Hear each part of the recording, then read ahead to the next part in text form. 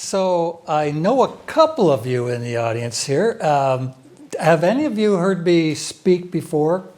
Clark might have, but a couple of you might have. So I wander off and I love to talk, and sometimes I actually go way off topic and stuff, but I'll try not to do that today. I was a little bit almost surprised to be asked to talk about agricultural technology because I'm not a techie kind of guy, and everybody has a different view about what technology means. I know that today I was talking to somebody who was really frustrated with technology because their computer wasn't working properly, but nevertheless, it's more than just about computers. So I looked up on the interweb and found out that the definition of technology is the application of scientific knowledge to the practical aims of human life. So that's a pretty broad, that's big enough that you could actually drive a combine through a definition like that. But I think it's actually true. And so I'm going to go through a bunch of different things that you may not even think are technological things, but they're based on my 50 years, I hate to say it, but 50 years that I've been involved in agriculture. And I've seen a lot of stuff, which I can't actually even show you everything here, but I like to say that I'm probably the only person in Ontario, and I'd be shocked if there was anybody else that could say this, who's seen virtually every kind of agriculture that exists in Ontario. So if you can grow it or you can raise it, I've probably seen it. And so I actually have a slide here. I think there's over 200 different things that are grown or raised in Ontario, mainly. And I've seen 90% of them, maybe 95% of them at some point. I mean, I've seen crickets grown for food, and so rabbits, I've seen it all. So there's a lot of different things I've seen, but I'm not an expert on all of them, but I know a little bit about each one of them.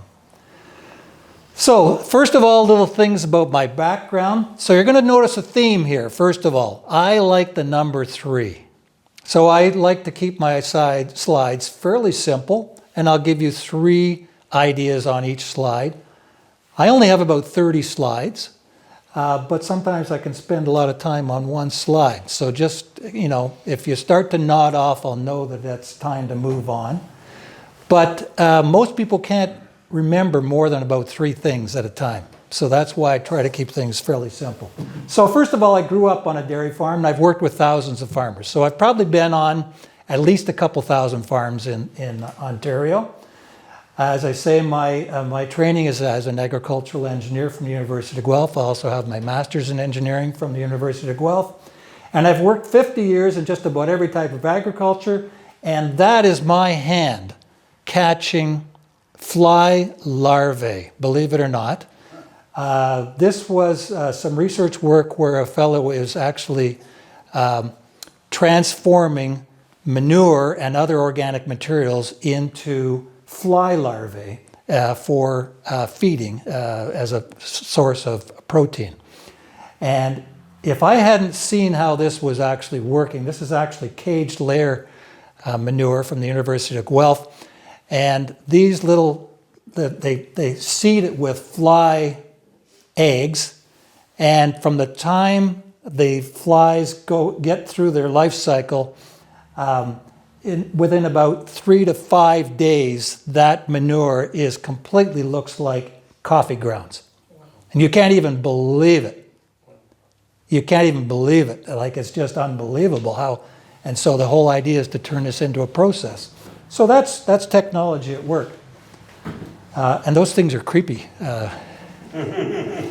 They're coming up, they go up, they crawl up these ramps, and it's just amazing. So technology, again, is not just widgets. So it includes any tool, method, or system that improves farming. So, on the left there, tools like grape hedgers that reduce labor and improve berry quality. I work with the grape and wine industry here. There's people who there's hedgers all over the place now. One of the best labor-saving things that have been put out in vineyards in years. The second one is methods like crop rotation to confuse insects, reduce disease, improve yields, to protect soils and water. So that's a different thing, but it's a method. And then systems like fertigation with nutrients delivered to the plants during irrigation. And this is commonly done in the nursery industry, very often done, and done in the grape industry as well. So there's different types of farm technology. So when you go into, I'm sure all of you are using ChatGPT every other day. Half of you don't know what that is. The other half are scared to death of it. But you can use ChatGPT. I'm going to talk a little bit about it, but I mean, it's not the scariest thing in the world. My wife thinks it's going to kill us all, and maybe it will. But if you use tools of technology as a tool and you don't rely on it, then you're good to go. So biological technology, so improved crop yields from corn. I mean, back when I was a kid, if you got, now I'm from Quebec, and there wasn't even corn grown in Quebec before I was born. It wasn't even grown there. Today it's grown pretty much everywhere, even way up north. You couldn't grow corn up in Thunder Bay when I was a little kid. They do now. I think they do. Pretty sure they do. Anyway, if you got 50 bushels to the acre, you were pretty happy camper. Then 75, then 100. Today, if you don't get 125, they think you're a loser. What are you doing wrong? So this is biological technology, and it's genetics that have done it. So there's it's not just fertilizers, it's basically genetics that's done that. Chemical technology, so we have improved pesticides, which are more targeted, and they have ways to recycle this now for any materials that miss the target. So there's recycling sprayers all over the place in Niagara. You wouldn't even realize it. Everybody wants one, but they cost money, and so it's a cost issue for most people. But actually, you'd be shocked to find out how little spray farmers are actually using now compared to what they used to. Because, first of all, they don't want to pollute the environment. Secondly, the darn things cost a fortune. And thirdly, it's just the right thing to do, and they actually have better formulations and everything, and they just know what they're doing better. So nobody's going out willy-nilly spraying for no reason. And then there's structural technology, so new buildings, storages, better ways to drain, better irrigation. But that's a picture of a greenhouse there. And greenhouses, I mean, I don't know how many greenhouses you ever get into, but they're just unbelievable now, especially in the vegetable industry, but even the flower industry. They've got lights that are specifically used for growing a certain type of plant. And you can see the different lights at night they're used, and it's amazing. They know exactly what spectrum they want to for those plants. So then there's other types of farm technology, so machinery technology. So I just put a picture in here of reverse osmosis, which are membranes that are selective membranes that allow certain materials through the membrane versus others. And so reverse osmosis is used to remove 50 to 75% of the water in sap before they even start boiling. And it saves a lot of energy, it's faster, it's just better all around.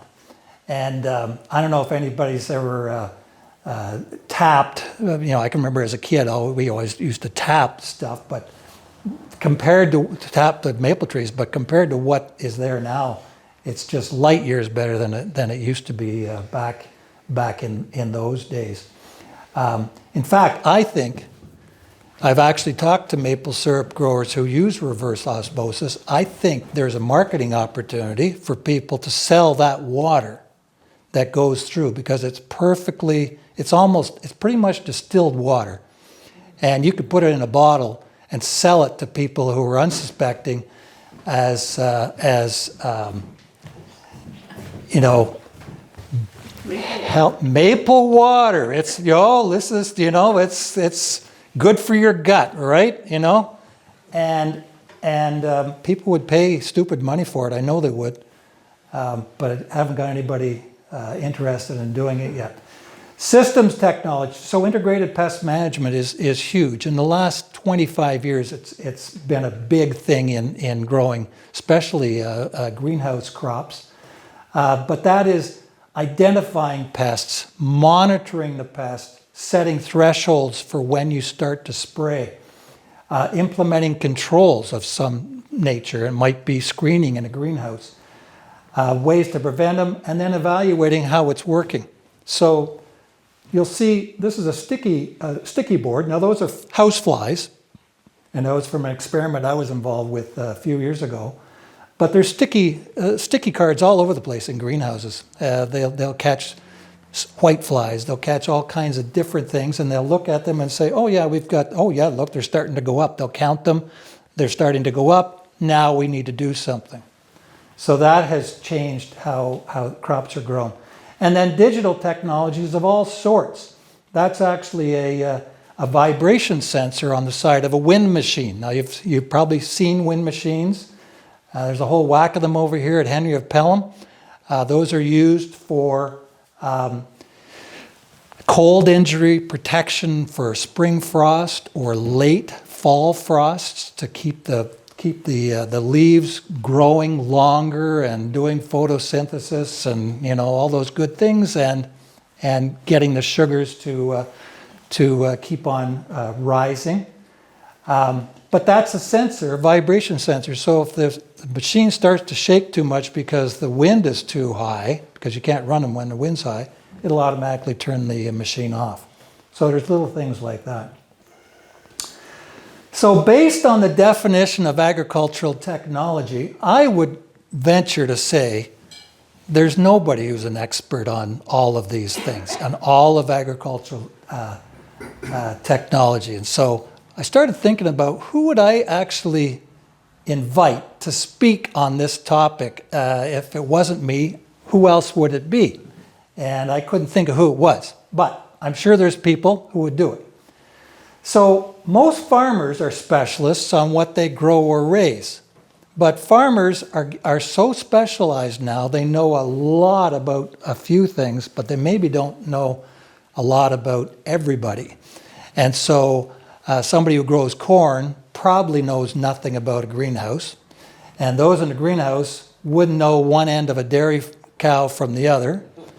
And the people who are growing mink and that are skinning mink wouldn't know what's going on in aquaculture, growing fish for a living. And there's so many different crops and things like that. It's hard to be an expert on everything. Agricultural consultants are pretty good. They could give this talk, but there's a lot of them are specialized only on crops. Maybe it's only field crops. Maybe it's only horticultural crops. Maybe it's only greenhouse crops. Those who were in the livestock industry know a lot about, nutrient management planning, or they may, it could be your veterinarian is a hog veterinarian, right? That they don't, they don't get away from that. I know I went to school with a guy, and that's all he did was pigs. He's a veterinarian, but that's all he did was pigs, because it's such a specialized field. And then there's government staff who are specialized in a few things, but they have less opportunities anymore to actually get out on farms as I did when I worked for the Ministry of Agriculture. That's actually me in the center there. Hard to believe I had hair that color. And what a good-looking guy, too. But that's 1977, believe it or not. One of the best summer jobs I ever had was surveying for tile drainage. So I went out that summer. The government had a program where you could get help on how to survey, and I surveyed about 7,000 acres of land that summer. I was, how old was I then? I was 19 years old, hard to believe. And I went out and surveyed all day long, and then put together drainage plans for them to do. And so then I went home and said, you know what, we got to get some of this tile drainage. This is at our farm, because we didn't have any. I said, this is the greatest thing since sliced bread. We got to get some tile drainage. So I went home, surveyed our 200 acres.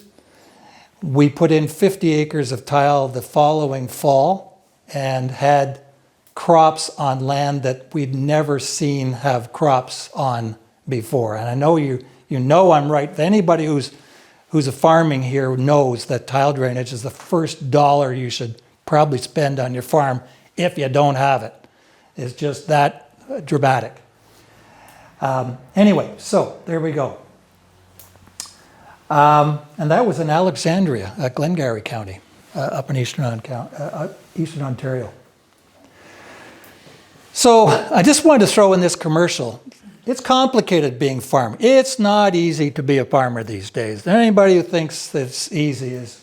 But there's 3 complications that force almost all farmers into a new agricultural technology to help improve their bottom line. First of all, you just have to say trade tariffs, and everybody knows exactly what we're talking about. But they are totally out of a farmer's control, and they can eliminate or enhance your markets overnight. So right now, farmers are having some issues finding markets for things like, I think, soybeans and others.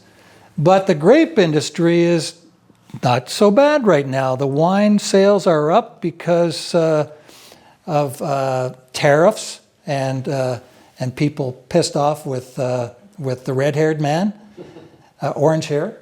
And so people are buying Ontario wines like they've never bought them before. So that's good for one, bad for the other. Social media, information on social media about your product can eliminate or enhance your market overnight. I remember when I was first starting in my career, George Bush, President George Bush, the first one, not the second one, the smarter one, the first one. He said something, and it was early in my career, and he said something about how much he liked broccoli. He loved eating broccoli. Broccoli sales went up overnight, because now there was no social media in those days, but when you could be president of the United States if you eat broccoli, right? So, and that's the way it is today. You get a bad review on something now, or you have a listeria scare or salmonella in your product, all of a sudden, boom, you can't sell anything. And the worst part about it is that it might not even be your product. It's somebody else's product, and you lost your markets because, well, it must be all bad. Everybody must be bad. So that's terrible. And then demographic changes is huge too. So changing demographics are subtle, but they can, again, slowly eliminate or enhance your markets over time. And so it's complicated being a farmer where there's stuff that's almost totally out of your control. It used to be easier when you just grew something and people would buy it, and that's not as simple as that anymore. So 3 types of the 200 plus Ontario commodities that are grown and raised. So field crops, out of that 200, believe it or not, 38 of those apparently are field crops. And there's all kinds of different field crops. I mean, there's grains, many, many different kinds of grains, and there's hay and other things. And then there's people who grow hay for a living. That's all they do is they grow hay, just hay. And they put it in great big square bales that weigh 900 pounds, and they ship it all over the place. Then horticultural crops. There's 78 horticultural crops that are marketed. When I looked down the list, I said, yeah, I've seen that. Yeah, a lot of them are in the greenhouses. Some of them are outside. Most of them are outside, I should say. And then livestock and animal products, 23 of them. And then there's 7 other ones. And then other commodities, That's just an other category, 54. And so that's an aquaculture operation up on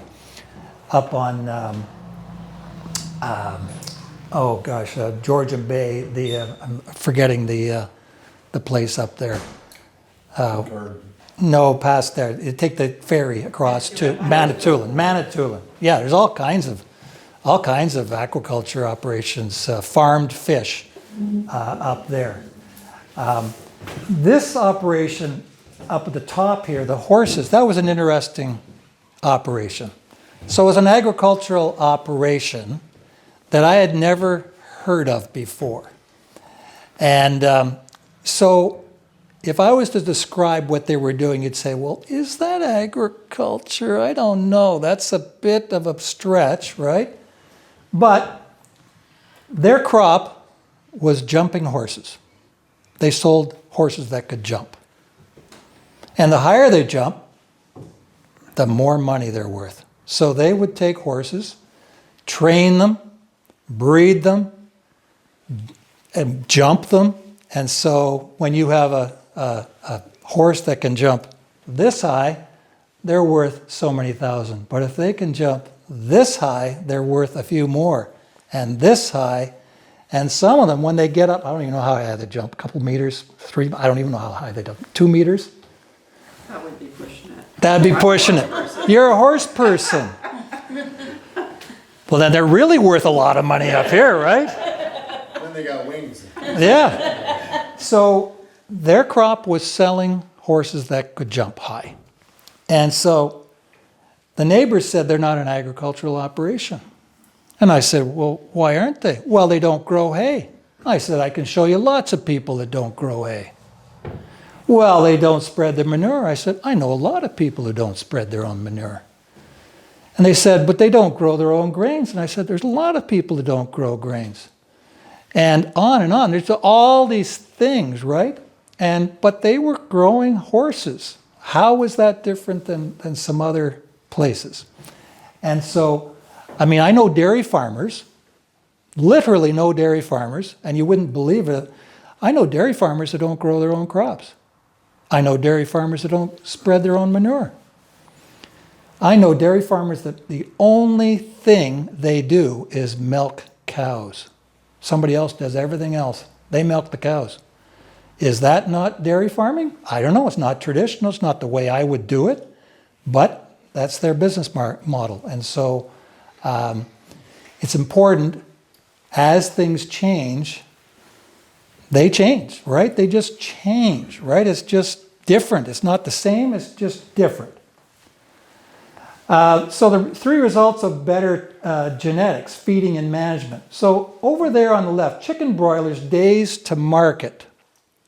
So these are your Kentucky Fried Chickens, their days to market have dropped more than half over the 70 years over the past 70 years for the same size bird. They're now growing birds in about 35 days. Like from a day-old chick to off in the truck and in your belly, next week or this week. It's shocking, amazing, and that's all through genetics and through better feeding and better environment. Now, you can say, well, that's terrible, but if it took the same amount of time and took way more feed, they would cost a lot more, and so nobody wants to pay more. So farmers are always trying to find ways to keep the market price as low as possible without going broke. Milk production. There's cows that are giving 11,000 or more than 11,000 kilos of milk per year now than there were, and back in the day there were around 7,000 or less, way less. And so just to put that in perspective, 11,000 kilos over their 10 months of milking a year. So let's say 300 days of milking. I'm just spitballing here. What's 300 into that? It's a lot of kilos per day. It's a lot of kilos per day. And that's because of genetics and better feeding. And the size of the animals is incredible now. Size of a Holstein cow now is 1,800, 1,900 pounds, 2,000 pounds. They're big beasts. Pigs that took 7 to 8 months to reach market weight in 1975 are now doing it in maybe 5 months. And market weights are actually higher than they were back in those days. And I'll be corrected here, maybe. I might be wrong on some of those numbers. We but have 18 weeks. 18 weeks. Yeah. So Start with a 50-pound pig, goes up to 300 pounds. that's the 18 or the 18 from birth? No, 18 from... 18 weeks that we have it. Yeah, and so you've only had... And the first 7 weeks was before you had it. The first 5 weeks. Yeah, so incredible. And it just... And they're 300 pounds now, because they used to be when I was first started off, they were like 200 pounds or 210. Yeah, when we first started 20 years ago, it was 235 to 250. Yep. But they're slowly getting bigger and bigger. They want them bigger, so. Yeah. And now they're 275 to 300. Yeah, and talk about technology. They have weigh scales in the barns where they're actually being weighed. How often were they being weighed? Well, we start when they're about in the barn 4 weeks, just a training run. And then they, as they get bigger, then we start putting them in different groups. So he means training. They're going to walk over the scale to say how big they are, and they'll all have a sensor of some sort, so they know exactly that one weighs this, and that one weighs that. So it's a... They don't have a sensor. They don't have a sensor. It's just batches. It's a scale. It's a batches, It's a scale. and it's a batch thing. Yeah. So, but they could have that. They could have their own individual if they wanted to. I mean, cows have their own individual sensors now when they go into the milking parlor or a robotic milker. I think I've got something on robotics here.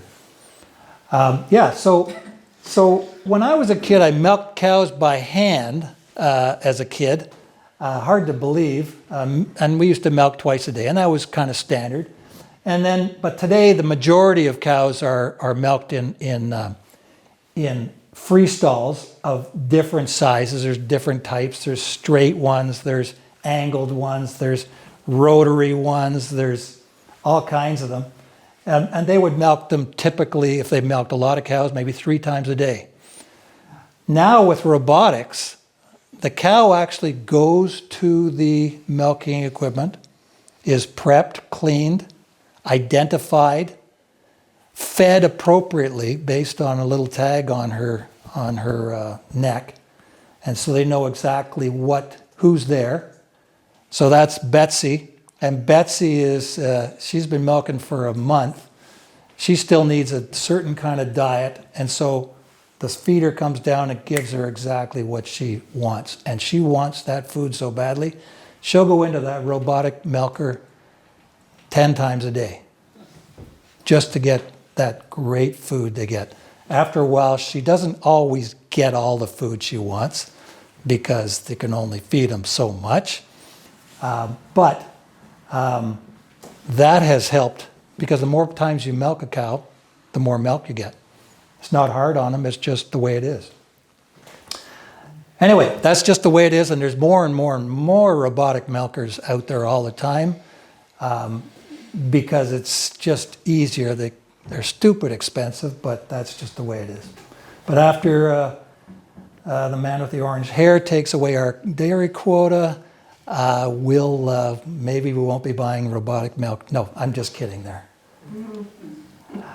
3 changes in wheat harvest methods. So and now I'm going to be afraid to say anything because we've got somebody who's an expert on wheat here. But in the 1800s, it took an incredible amount of labor and time to harvest 1 ton of wheat, which is about 37 bushels. And that would take you 2 acres to get 37 bushels. You had to cut it all by hand. Then you had to put it into sheaves. You had to take it back to the barn, let it dry, and then in the fall and the winter you'd beat it to death with a flail to get the grains off of it. then you'd put it into a bin, then you'd bag it up, and then you'd sell it.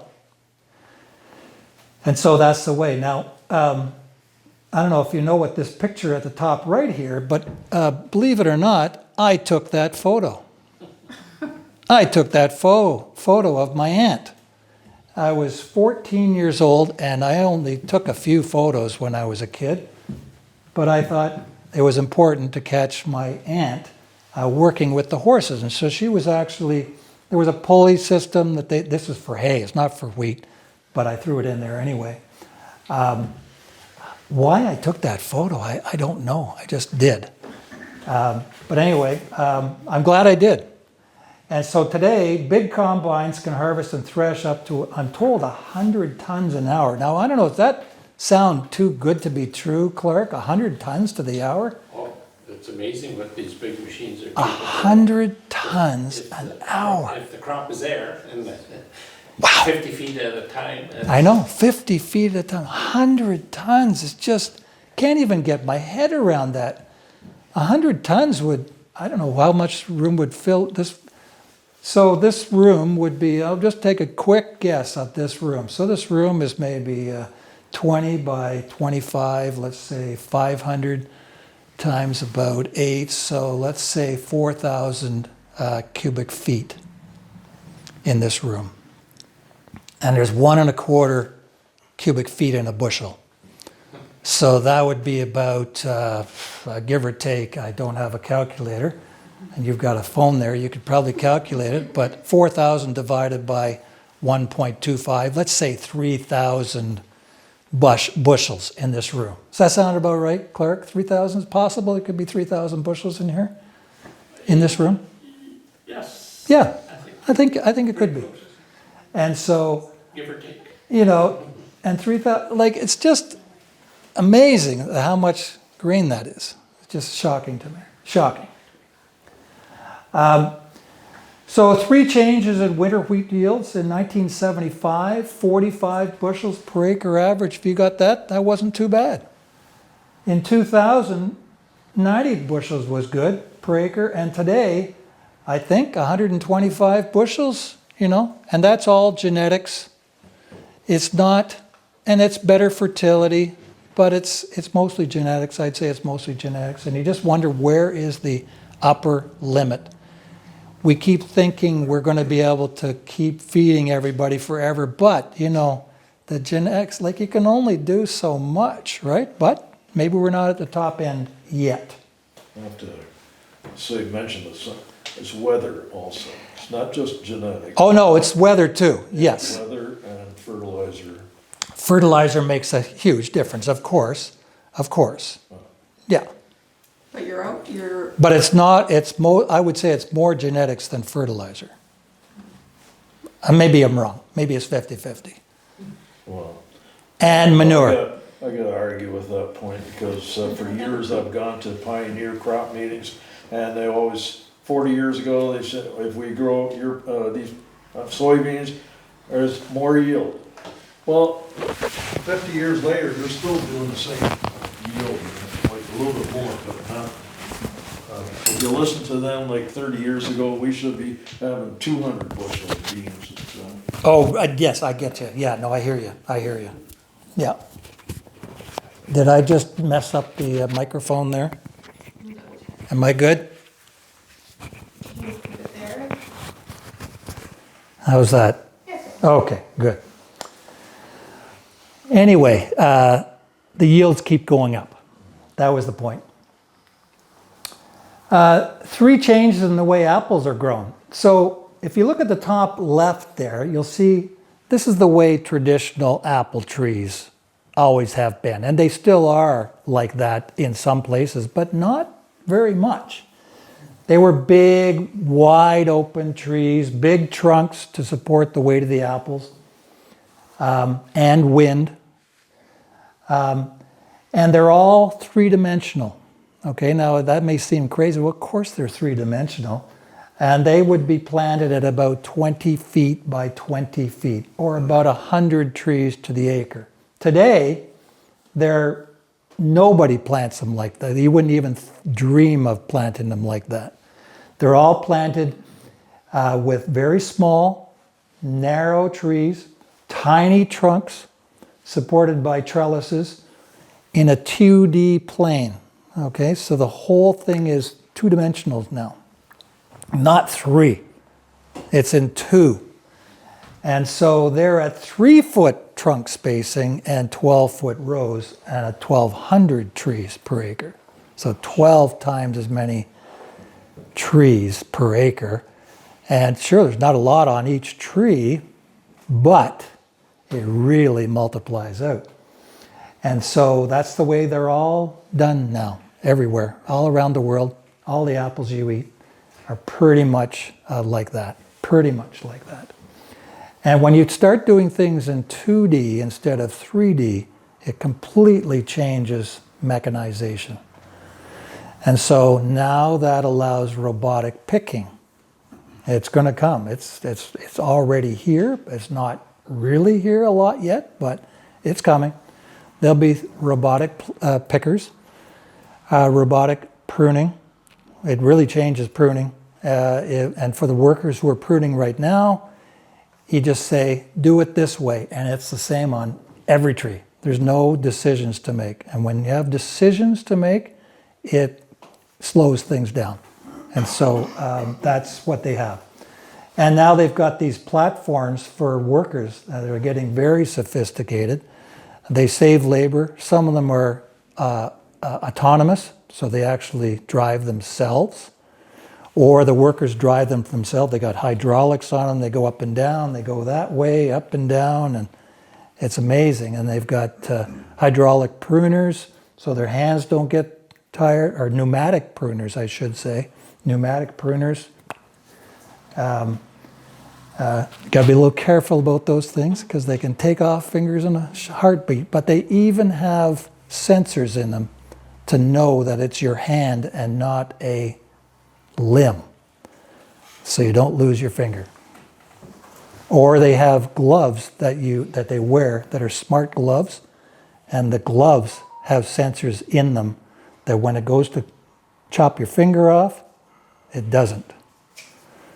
Pretty amazing when you think about it. 3 changes in the greenhouse industry that I've seen. So today, plants are packed like sardines. Now, most of you probably don't, and the younger people don't even know what sardines is. I don't know, when I was a kid, we ate sardines all the time in a can. It's terrible salty fish. Yeah. Can you even buy? Oh yeah, you can buy it. You can get it on pizza. You can? I don't know why anybody would buy it, but I can remember as a kid cutting my fingers on those little keys that used to go around on those little things. There was always blood everywhere. And anyway, so they're packed in there like sardines now, and that saves space, and space is money. Vegetables, if you go into a greenhouse for tomatoes or cucumbers or eggplant,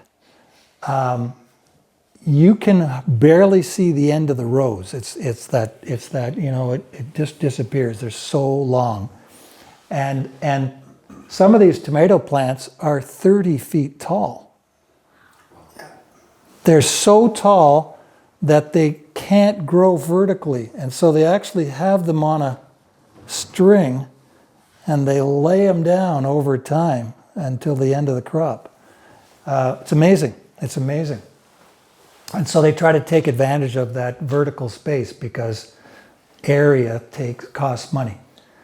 And now many greenhouses, most of them have moving tables in some of these, and they just move all over the place. In fact, there's a local greenhouse that's just been built that I've been in, and the tables are out in the greenhouse, and then they come to the workers to actually harvest or do some things too in a nice, cool area where it's, modified environment, and then they go back into the greenhouse after the work is done on them. It's just amazing, the stuff that greenhouse people do.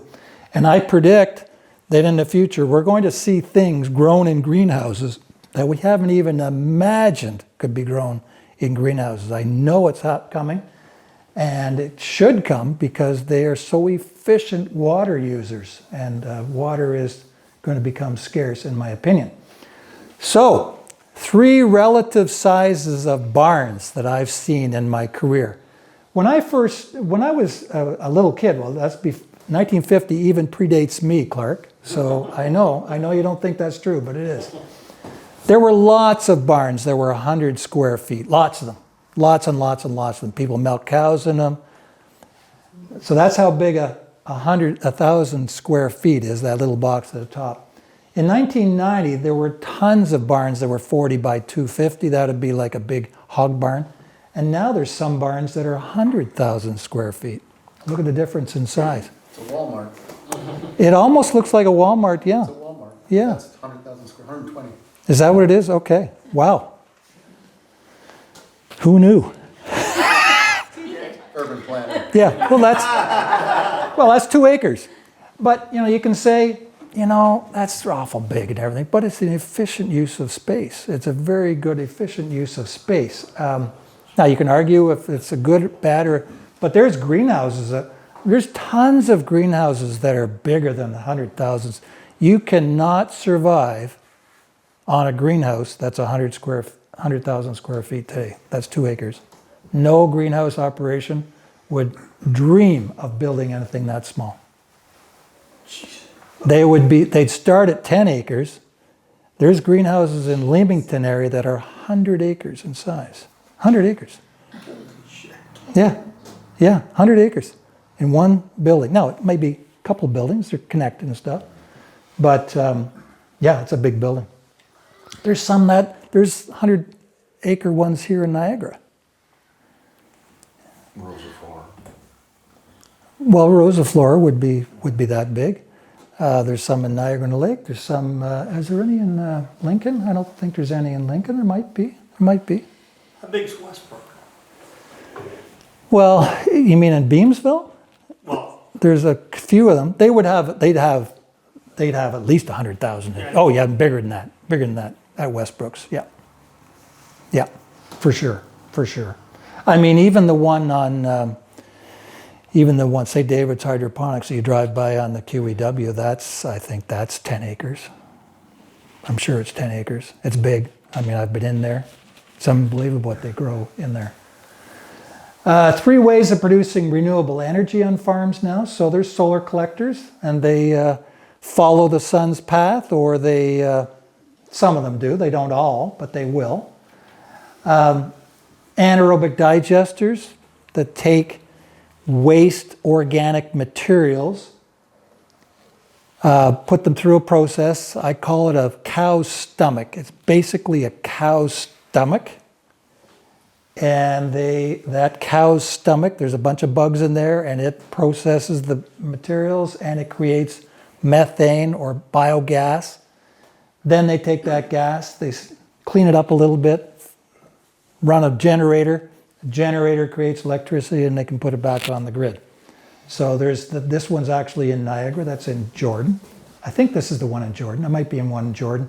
And then wind turbines, love them or hate them, they do produce a lot of energy, and there's a lot of them in Niagara, mostly down in West Lincoln area and elsewhere.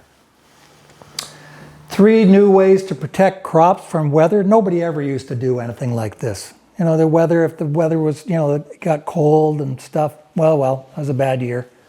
But wind machines, the way they operate, and there's probably 1,000 of them in Niagara.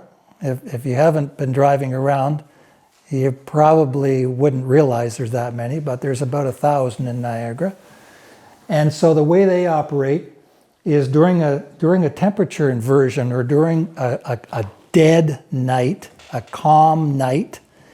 It could be right now. I mean, is it windy out right now? I can't even remember if it was windy here tonight. But anyway, when it gets really calm, cold air will actually settle on the ground.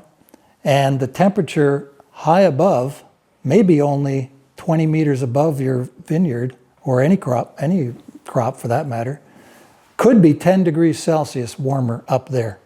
And so these machines pull that warm air down and they warm up the air underneath.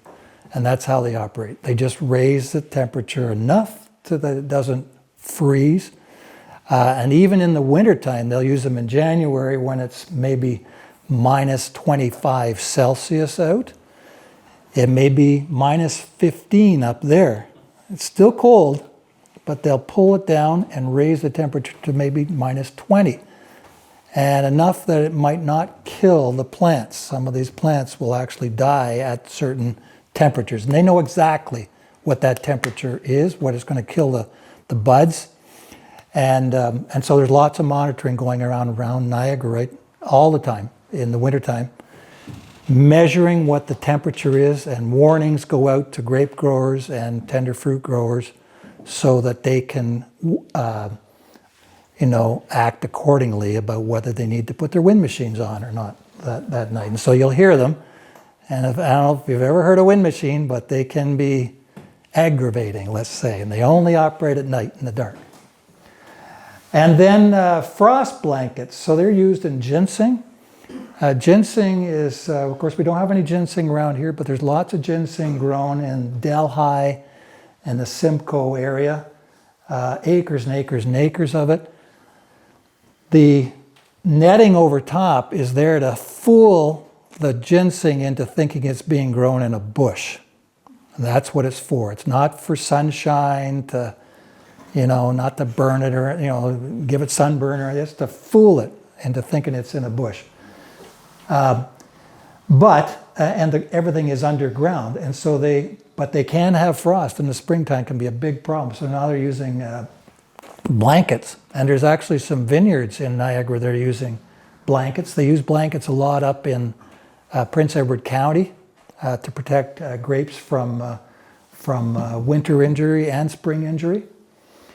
And then hail netting is getting to be very common in apples. They use them in cherries, sweet cherries a lot in the States, not so much here, but for apples. And so they use that to stop hail from damaging apples, and also it helps with sunburning apples. 3 changes in farm safety over my career. So when I was a kid, or I shouldn't say a kid, when I first started my career, I'm not kidding, I bet you every 5th farmer I met was missing a finger. Everybody was missing part of a digit somewhere. Now I remember the dead stock guy, okay? There's only a couple of you know what the dead stock guy is. And our dead stock guy was missing a hand. He had a hook. And he used to scare the crap out of me when I saw that hook. Because I thought he was, Captain Hook or something, right? And so, but everybody was missing a digit. Today, you never see a farmer missing a digit. And if they are, you can probably age them, how old they are. It's like, cutting a tree and counting the rings. But anyway, safety programs have helped, but there's just so many better things on equipment now. I mean, there were so many people that got damaged on power takeoffs and stuff, and I can remember as a kid jumping over who can jump over the thing, the fastest, like this, and it's like, wow, you don't do that kind of stuff, right? But every day a farmer can get badly damaged if they don't keep their wits about them. The huge thing is farmers being killed in environments there's no oxygen. Well, that's true, yeah. And Yep. even worse is the people that follow them down, Yes, because they think they're going to. rescue them. So that's a good point. So there's many places that you can get killed for in gases, and it's not a funny thing. Hog barns is one where there's gases that can sit on the top of the liquid level of the liquid manure. It can also happen in silos when corn silage is harvested in wet years. Yeah. And it can also happen in, there was another one I was Well, thinking. it happened in the digesters. And digesters, it can To happen. clear the pumps. Yes. It also happens in controlled atmosphere apple storages. Okay, so all the apples you eat, if you're eating any apple, well, right now you're probably getting fresh ones, but there's lots of apples out there that are last year's apples. Yeah. You don't even realize it. They were picked last year. You're still eating them today because we have CA storages. And the way a CA storage works is they reduce the oxygen level down to like 1 or 2%. And we need 18% to breathe. And they lower it down so low that the apples are basically going to sleep, and they let the carbon dioxide level rise, and that just puts them to sleep. And just snoozing for a year. And you bring them out as you need them. But if you go in there, you have to use specialized equipment or ventilate it. Yeah, you know that. I've been in a few. Yes, so there you go. And lots of people have been hurt in CA storage. People go in with garden hoses and stuff. It doesn't work. No, one breath, you're dead. This is just like, you're not dead, you just pass out, and then you're dead. 3 sources of labor over my career. So in the old days, local labor came from your family and your neighbors. And then, we started getting into offshore labor when family and neighbors couldn't or wouldn't do the work. And everybody says, well, why have we got so many offshore workers here? It's because local people don't want to do the work. That's the simple answer. But now we're getting into smart technology like autonomous tractors, which is going to replace a lot of labor. This is actually a tractor here in Niagara on a vineyard, and it's autonomous. And it's can be, we're going to see a lot more of that coming in the future. What's that one used for? Well, this one's used for tillage. Yeah, it's not a harvester. No, it's not a harvester. No. It's for tillage mostly, but also for weeding. And they're going to find more things to do. This is actually from France, I believe, but it's on a farm locally here. Now, these are 3 ways that I've done math in my career. So I love math.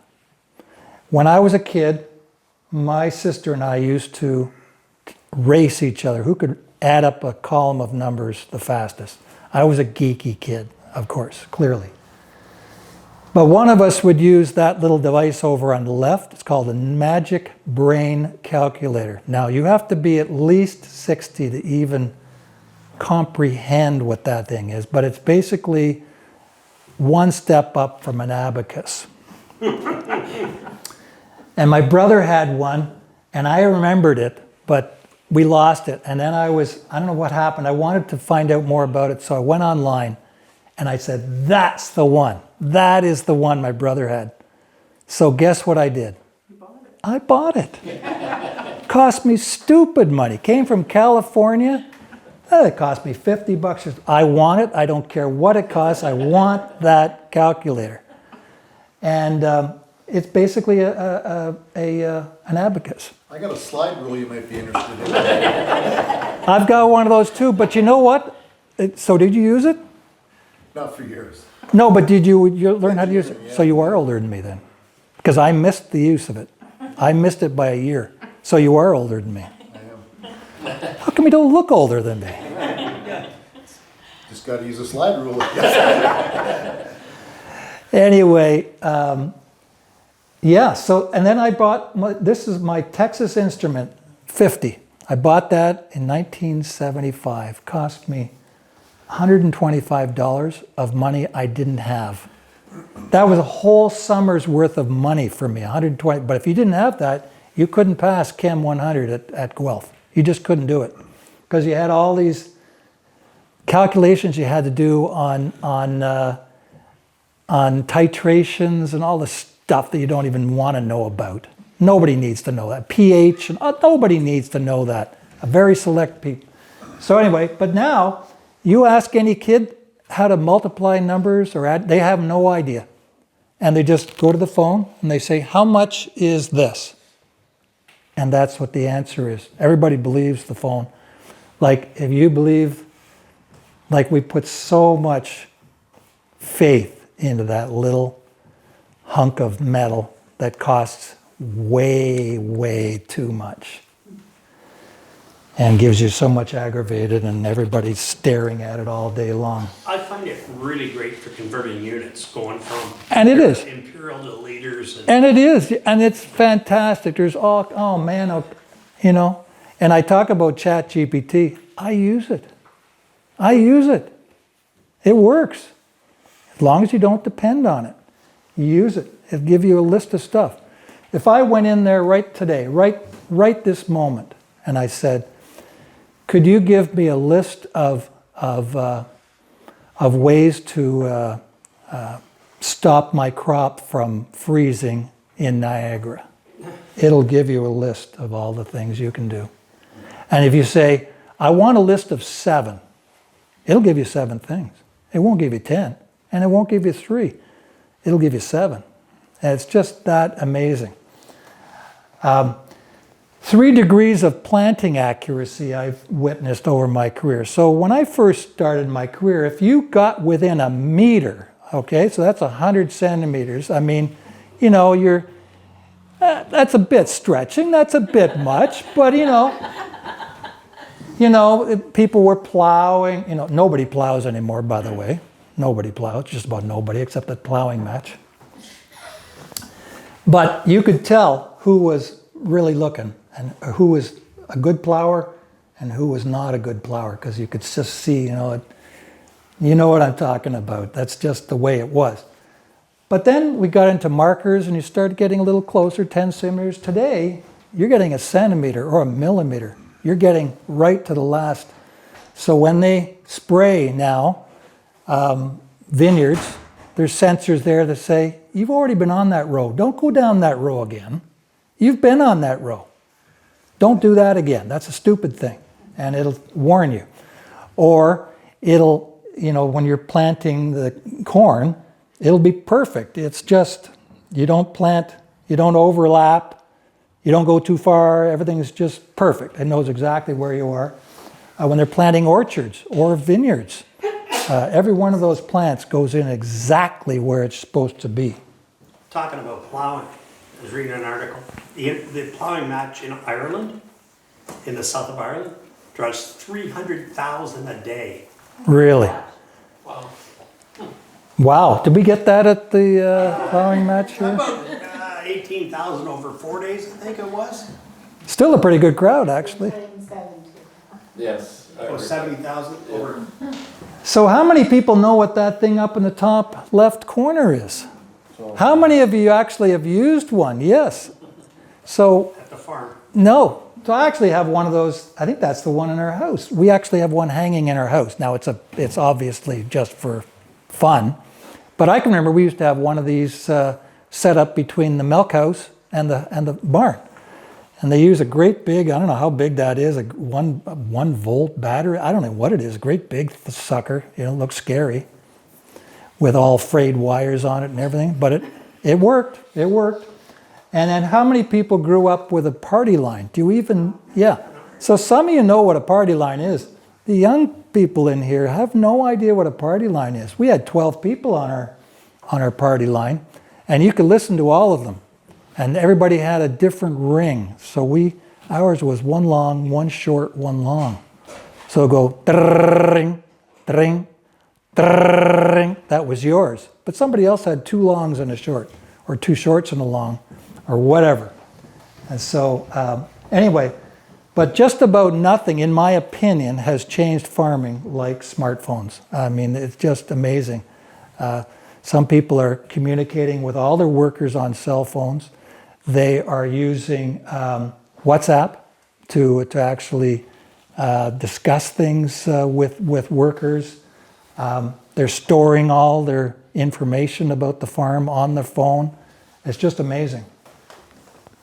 3 things about neighborhoods that have changed. So in 1975, you knew everyone along the road because you couldn't survive without them. The farms were smaller, and 99% of your neighbors farmed the way you did. By 2000, and these are the same photos in Virgil, of an area near Virgil. By 2000, you only knew the neighbors beside you and across the road, probably. Farms were bigger, more specialized, less in common, and few neighbors farmed. Today, Very few farmers know all their neighbors. That's just the reality. I know farmers who have, within a kilometer of their place, they would have 300 neighbors, maybe 500 neighbors, you know. And so you can't know everybody. And they're so specialized. And they're often competitors with you, so you don't really want them to know everything you're doing. And farmers only make up 1% of the neighborhood now in Ontario. So that's completely different than it was years ago. So 3 drivers of change that I see coming. Climate change, it's real. Despite what some people say, I don't believe we can say that it's not real. I predict we're going to see water restrictions. We're the luckiest country on earth. We don't realize it, how lucky we are. But others will do just about anything to get water, and maybe they might want our water. And we have one neighbor that wants our water. And so I predict that the next world war will be over water and not oil, like everybody thinks. You'll do a lot of things to get water when you're thirsty. A lot of things, including fight. And so I think that's coming. Hopefully not in my lifetime and hopefully in nobody's, but we have a lot of fresh water and everybody wants it. And then land restrictions. So despite all our technologies, we haven't found a way to make more land. I would tell that to the Dutch. There you go. Okay, they can make more land. Yes, they can make more land. Yes. Well, so I took this photo in, I'm going to say 2001. It's the last dairy farm in Toronto. And I knew that barn was coming down. So I went and took a picture of it. And so it's in Mississauga. It's somewhere, in any case, it's around the 403. I think it's north of the 403. I just forget all the exits on it. But anyway, a day after those barns were taken down, and a 6-lane road went right through that barn there. So that's the last one in Toronto. No, Livingston. No, tell me some of the exits along there, along the 403. The owner of the farm. No, what was their name? Aaron Mills. Yeah, it's around 10, Aaron Mills, but there's one specifically I'm thinking of. No, Major Max North. No, it doesn't matter. You can't find it anymore, that's for sure. 3 consumer demands for the future: sustainability. You know, everybody's asking for sustainability, whatever that means to you. Lower environmental impact, and traceability. And that's a big thing to know, where did that food actually come from? 3 AI predictions that are coming. Many of us use AI every day and we don't even realize it. So if you're using Google Maps and you're trying to find out what's happening with the traffic in Toronto on the QEW, you're using AI. That's AI. That's exactly what it is. It takes all the information from all over and it says, there's a lot of people on the Skyway right now. And I don't know about you, but I don't go anywhere without looking at that now, because it's just stupid out there what the traffic is like. Robotics. This is a greenhouse cuke picker at Vineland Research and Innovation Center. We're going to see lots of those in the future. They're actually going to pick tomatoes and green apples, cucumbers, everything, like lots of stuff. And then there's something, I had to actually look this up, the IoT, the Internet of Things. And I didn't even know what that was, but it means interconnected sensors and devices to monitor real-time data on weather, soils, crops, livestock, and make decisions. So your tractor may be talking to some piece of equipment at the farmstead that's saying, we're on our way there, get this going so that we don't waste time. And by the way, we need to have this out of the way before we get there, because everything's in the way before we get there. So they're talking to each other and you don't even know that it's happening behind the scenes. So I do see stuff like that happening. just to speed What's things up. also like the tractor talking to the dealer? Could be the same thing. It's like, look, my oil's getting low, I need this, or I need a new filter, or whatever, right? So it's ahead of time, right? I mean, we already have that in those of you who have, let's say, a cistern, water cistern. Lots of people truck water. I know people who have sensors on their cisterns that automatically calls Smith's water delivery, and out comes the water, and they didn't even ask for it, but it comes because they know it's going to run out shortly. Yeah, we were just pricing out cisterns, and it's a $4,000 unit. Oh, I'm not. Because Yeah. it includes your pump and everything else. Yeah, So they put it all together, so it's, yeah, one thing does everything, but Yep. if you ever have to replace it. yeah. Okay, 3 predictions on modeling.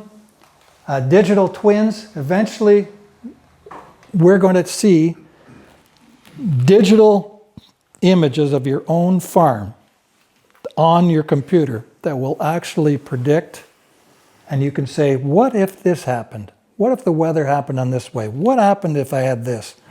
And you can actually do some what if scenarios from your farm office. I see it coming. We can argue whether it's a good idea or not, but I do think it's coming. Sensors. We've got so many sensors now in the soil, around plants or animals, on animals, above fields. We've got drones, and we're going to have more information overload on what's happening with your crops and your animals. And then completely autonomous field equipment and drones working 24/7. That's just around the corner. That is not very far away. And that's it. Thank you. 3 thank yous.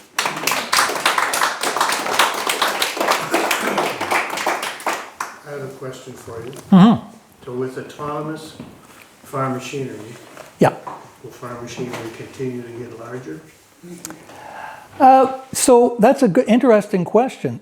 Some people say no, it's the opposite. I'd say no, Some people say it's going to get smaller. In fact, I've had farmers. because it can work 24 hours a day, Yes. not just Yes. 16. Yes, and some farmers have told me that they actually think, now whether it's right or wrong, they think that we're actually going to see equipment get smaller.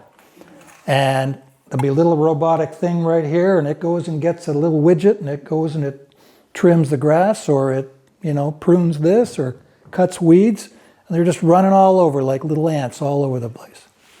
Reduces soil compaction as well. And reduce soil compaction, yeah. Yeah, yeah. And most of the farms in Ontario, or in this part of Ontario, aren't large enough to justify larger equipment. It's not as easy. It's more challenging here because our acreages are smaller and our parcel sizes are smaller. We have the smallest parcel sizes of anywhere in the province here in Niagara. And that's just a historical thing. It's a measure of productivity too. I mean, Yeah. It's more productive here than the prairies. Yeah.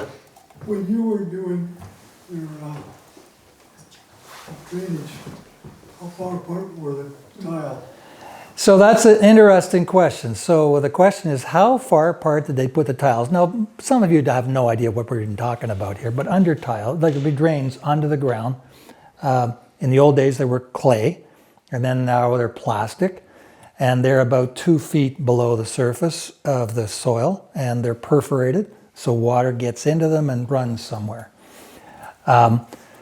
Back in those days, 50 feet was common, 60 was even common, 50 feet apart, then we saw 40, then we saw 30, and believe it or not, today, every vineyard you see out there has a tile every single row. Now, I think it's overkill, but most people say it's not. So that's every 9 feet. Every 9 feet. There's thousands of miles of tile in the vineyards in Niagara. Thousands.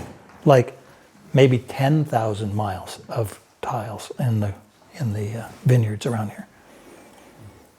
So in your barn book, Mm-hmm. the one at Seaburn and Cataract, the big one, are you into that one for?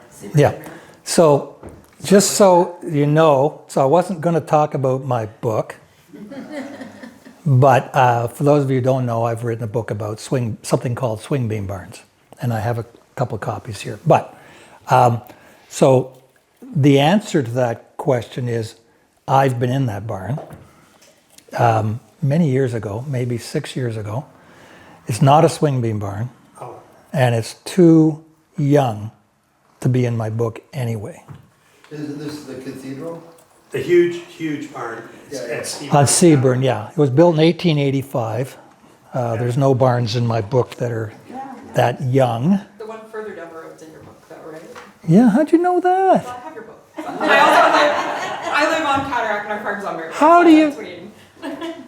Did I sell you a book? Yeah, we bought a book When was that? That's where that a few one years went. ago. That's the one book I can't. Did I sign it? I think so. Yeah. Well, do you know where you bought it? Because I'm just We amazing. possibly ordered it from you online, potentially. We got it from my dad. Okay. Our Well- farm borders Seaburn, though, so we're across from the farm he's talking about. Okay. Yeah. Well, I think that's your barn. Right. It is. We're number one in the book, They're number one in the book. There you go. and we're beside the big barn. And you're beside the big barn, yeah. Yeah. Which one are you? We're right in the corner of Maryfield Highway and Seaburn. Oh, so you're Right next sort of door. beside Cliff. Yeah, Youngblood. Here where the red And stone Cliff's up in the my hill. And you know me. Is the barn that's on Wessel and Oily Road, it's Yeah. just up here, is that in your book? So there is one on Wessel, and it was built by an oil. Yeah, that's the barn, it's gotta be the same barn, Conex, I think, own it now. It's a horse barn. Yeah, Yeah. Is that your barn? That's I my. had a horse there for a while, so I'm very familiar with that That's a barn. beautiful barn. Still has the big wheel for Yep. pulling the hay up, and it's a beautiful barn, That is a beautiful barn. Yeah. That was built by George Oil. yeah. So there you go. And your book, I believe, is at the Plasma Donation Center on 4th Avenue. I know, it's obscure. What? I was giving a plasma donation and they have books, you know, to look at while you sit there, and they're like, oh, they've got barns. And This is bizarro world now. it is, so it's, So It's true, I'm married to her, that's true. So next time you give plasma, I want you to go in and see who I signed it to, because I've sold over 1,000 books, and I've signed every single one of them. I actually asked them if I could borrow it for the week, but they weren't like into it. Buy your own. Yeah,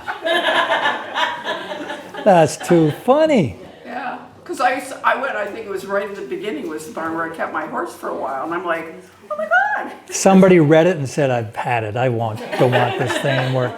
You know, before you go on, I Googled my book, okay? And I found somebody was selling it. And it was online at Abe's Books. Now, I don't know if anybody knows what Abe's Books are. You know, they sell rare books. And somehow they were selling it, and they were selling it for double what I charged for it.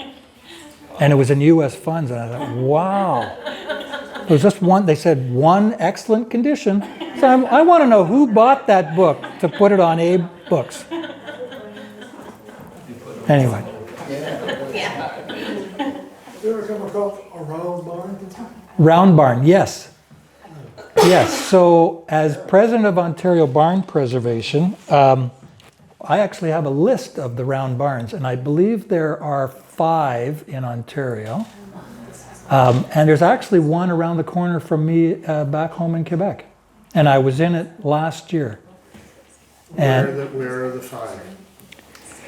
so there's 2 up north. So north, well, I say north, like not Manitoulin, but even further than that. There's a couple up there.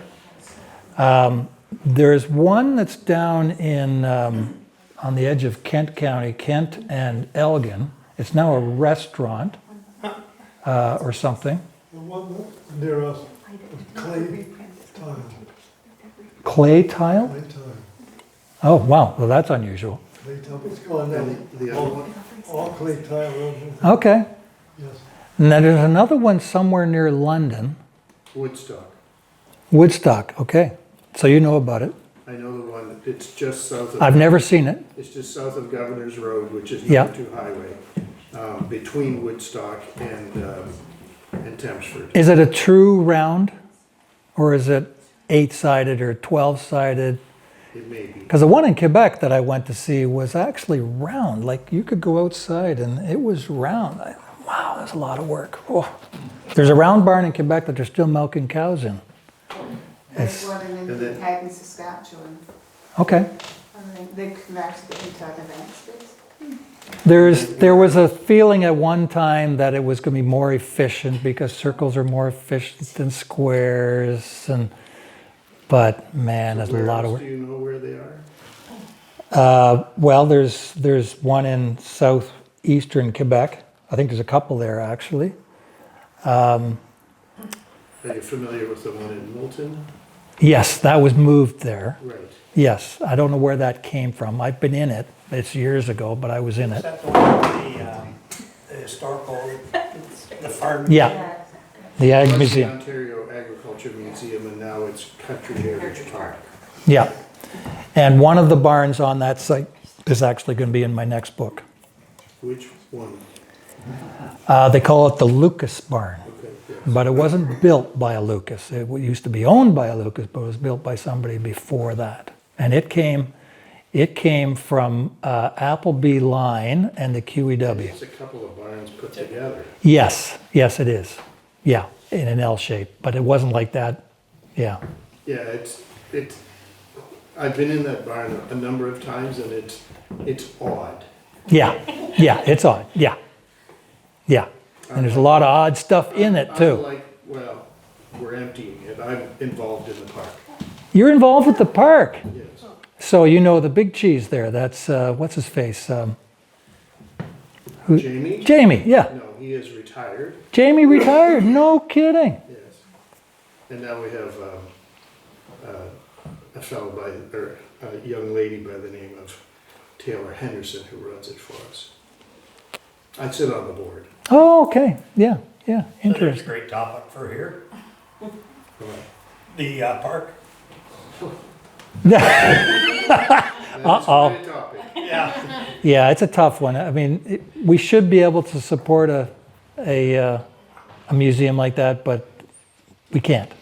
It was costing the government hundreds of thousands of Yeah, dollars a yeah, year. yeah, yeah. And now it's run as a Yeah. as a fair board. It's called Country Heritage Ag Society. Yeah, It's run as a fair board. It's a not-for-profit, but we run it as a profitable building, but all the money gets poured back into it to try do our very best to maintain the aging infrastructure that's there, because all those buildings take thousands of so dollars. how often are you on site there? Well, I've been on site a lot this year, because we're actually holding an auction next week of surplus items. Oh, there's a few of them. Oh, gosh. Because the Ontario government overbought artifacts to the tune, like, we were tripping over this stuff and it's never seeing the light of day. What sort of artifacts?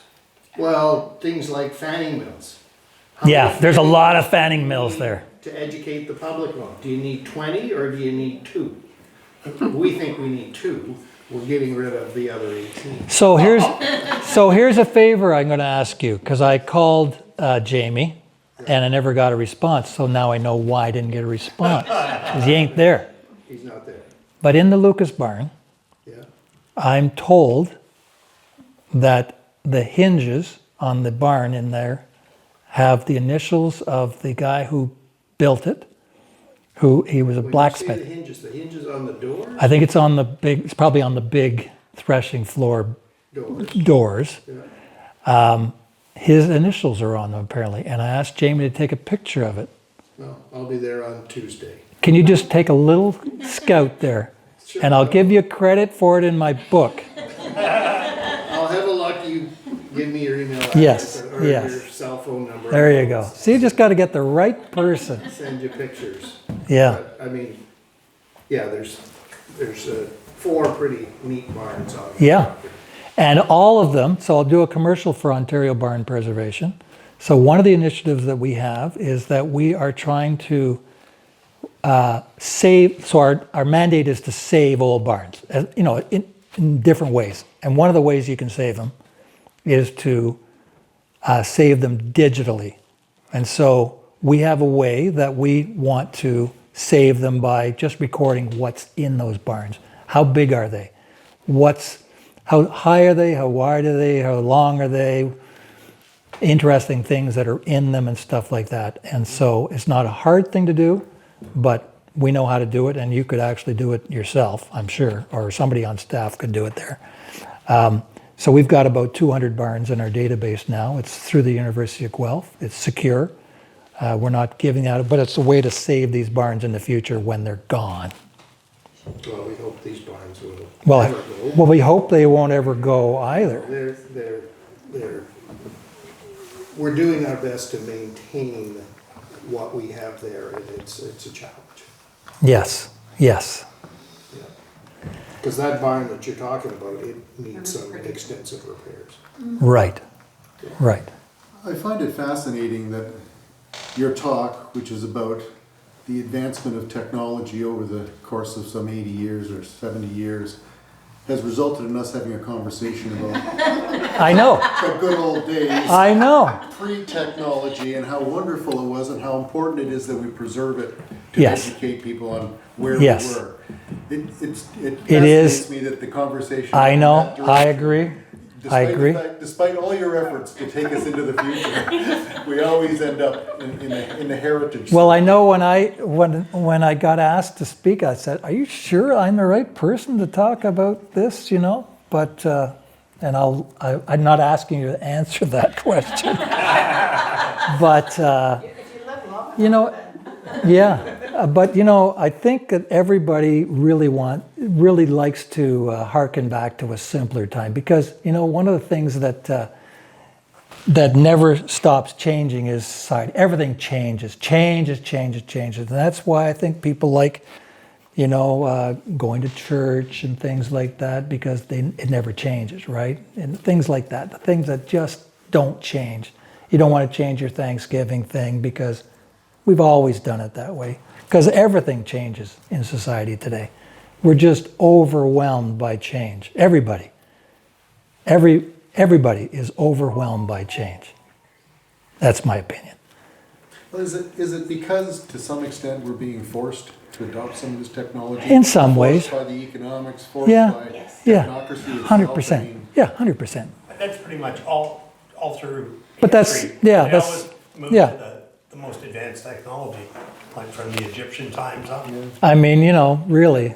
The Luddites had an answer for this. They went and smashed up the cotton gins and so forth, because they were taking away jobs and destroying a lifestyle and so forth.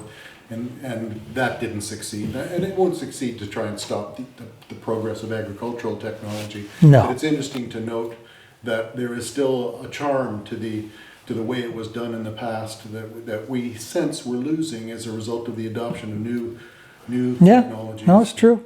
Yeah, And energy-intensive technologies, and technologies that ignore the inherent value of the land and the environment that originally yeah, fostered agriculture. You know. It's yeah, just an interesting discussion. yeah, Well, you also have sort of the alternative farms that go the totally opposite direction and have so many Yeah. different species piled on and Yeah. many different income sources, and are just not using the technology because it's so expensive. yeah, yeah. Question,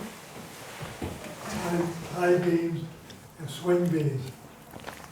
Did the posts go in first or afterwards? Did the posts go in first or afterwards? Posts go in after they raise the tie beam? They all went in at the same time. So they built the bent, okay, the framing bent. Yes. So the bent is, so that's the framing thing with the two posts. Yes. swing beam, tie beam, struts, braces and everything. They built that on the ground. They built that on the ground. The tie beam and the swing. Everything. And then they raised it up, right? So you've seen the barn raising. Oh, yeah, okay.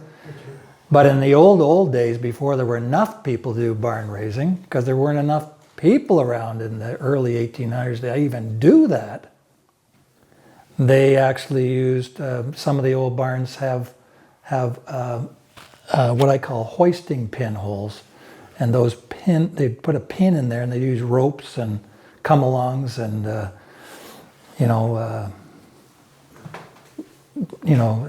what's the word I'm looking, yeah, not sky hooks, but they would raise them up. The swing barn beams and the tie beam were all put together before the raise. Yes, yeah, Now we get it, okay. yes, I wonder how they put them together. yes, yes.